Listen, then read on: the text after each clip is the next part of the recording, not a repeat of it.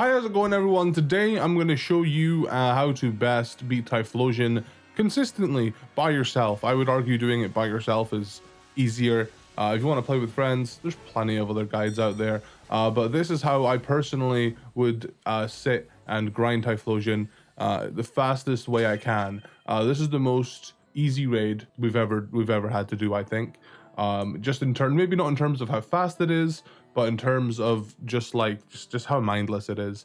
So the Pokemon we're going to be using is Annihilape. The reason why I'm making this video, I've not been making raid videos for a little bit now. I've been thinking about posting them on the second channel for a while now, so that's just what I'm going to be doing. Let me put Annihilape on the squad. So I'm like, you know what, I watch other people's guide videos and they give a bunch of different options, but I feel like they're not giving the most optimal way to do this, and I have that. So we have Annihilape here, and this Annihilape has a really specific EV spread. It has 84 EVs in speed, and then maxed out attack, and then the rest of the EVs remaining, which I think is 172, is in HP. I'm sure a lot of my viewers aren't like this, but a lot of people, for some reason, think that speed is a useless stat in raids, and that is just flat out not true. If you can outspeed a raid boss with a minimal speed investment, then I think you should do it. If you have to invest all your EVs in the speed stat and also make it jolly, then that's, you know, maybe that's not worth it. But like for Annihilape, you just need to make sure Annihilape has 237 speed, because Typhlosion has 236 speed. This is what we call speed creeping. It's really, really good. You also want to make sure your Annihilape has Rage Fist and Screech and or Leer. Leer is more consistent because it's 100% accurate, but I like Screech because if you land both of them, you can get it to -4. And the reason you're able to get it to -4 is because you're outspeeding it. A lot of people, and I don't think anyone else has covered this, just invest max HP or max special defense and then max attack, which does work. I will not lie, it does work. But optimally, you want to invest speed. I just want to crush that idea that speed is a useless stat. Speed is probably the most important stat in Pokemon. Speed is far from useless. Start speed creeping the raid bosses. It's not hard to do so. Just go on Pokemon Showdown, type in the raid boss's name, make sure the raid boss has the correct nature, in this case Typhlosion has mild, and then just look at the number. Typhlosion has 236 speed with perfect IVs and 0 speed EVs. Typhlosion has 236 speed. So you just make your Pokemon that you want to outspeed it 237. Tangent aside, this raid is very, very easy to do. There's honestly, there's a lot of room for error with this raid, and I think most people aren't really gonna grind the raid, but I don't know, I just thought the information would be nice to get out there, because it is a misconception that speed EVs are just useless and you should always just do it into bulk. That's just flat out not true. So I personally use Terra Ghost, but I don't even Terrastalize most of the time when I do this raid. Here, let's just do the raid instead of just sitting here talking your ear off. So I'm gonna just go ahead and challenge alone. And if you're wondering, why would I grind Typhlosion raids? I can only catch one of them. You can get a lot of Terra Shards for this. I'm personally gonna go until I have 999 Ghost Terra Shards. So if you're in the business of, you know, making Pokemon sets for free-for-alls or for Wi-Fi battles versus your friends or for VGC tournaments, having 999 of every Terra Shard will definitely be useful. I've also heard that if you just spam Rage Fist, you don't even have to Screech or Leer or anything, you can just spam Rage Fist and you will also still win. I believe it, honestly.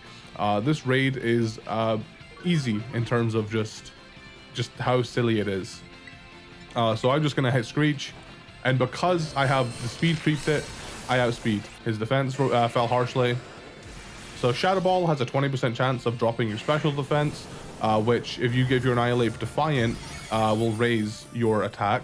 But this doesn't really matter because the next turn after you will die. If you want to get stat drops, you want to pray for stat drops from Play Rough, because Play Rough can drop your attack. I think it's a 10% chance.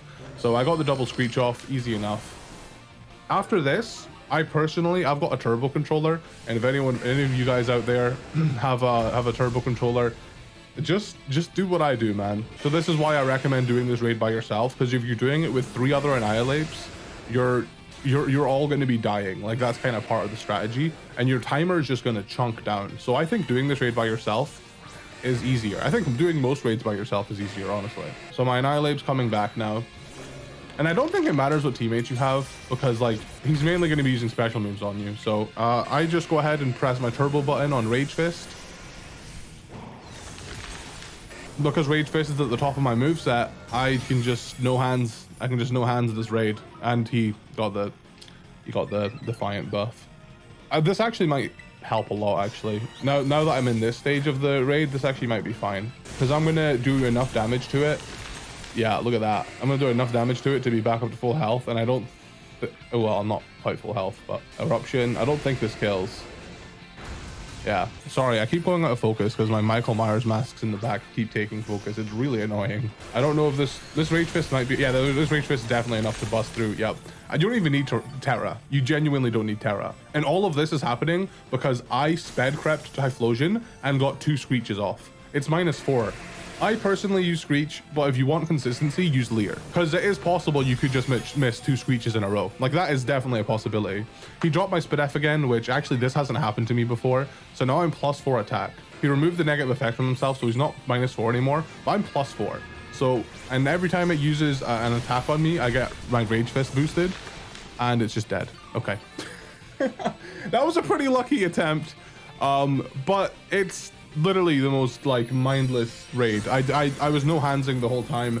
My turbo controller was going at it. I just really wanted to squash that misconception that speed investment is a bad thing. It absolutely isn't. Think outside the box, because I've not seen anyone else run Annihilates with speed investment, which was definitely my boy Kai's idea.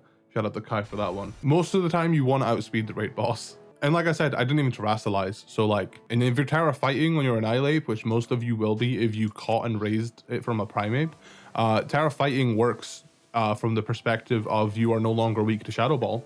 So it's not even bad. I've had people tweet at me saying that they beat this raid without bottle capping, without EV training. Just use an Annihilate with Rage Fist and make it level 100, and you should be straight. But if you want an optimal build, max out them IVs, do the speed investment I told you about, which by the way, here, let's get this. I should have done this at the start of the video. If you want to EV train like me, this is how I did it. It's very simple. You do 17 HP ups, you go down and do 2 health feathers, you do 26 proteins, or if you want to be really specific and save a protein, you can do 25 proteins and 2 muscle feathers. And then you just do the rest of it in speed, which is Carbos, and you do 9 Carbos. That's literally it. Oh yeah, and make sure your Annihilate's holding the Shell Bell.